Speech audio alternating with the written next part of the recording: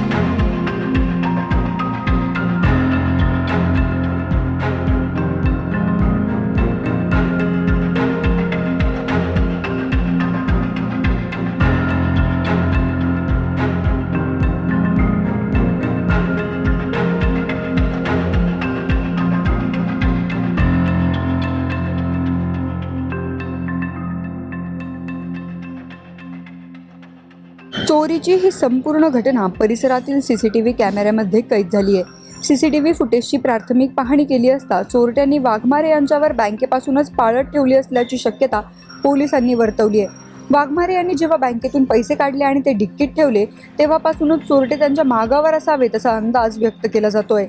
घटनेची माहिती मिळताच आळेफाटा पोलीस स्टेशनचे पोलीस निरीक्षक यांनी तातडीने पथकासह घटनास्थळी धाव घेतली।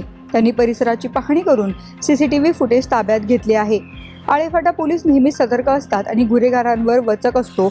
असे असतानाही पोलीस ठाण्याच्या इतक्या जवळ ही चोरी झाल्याने आश्चर्य व्यक्त होत आहे।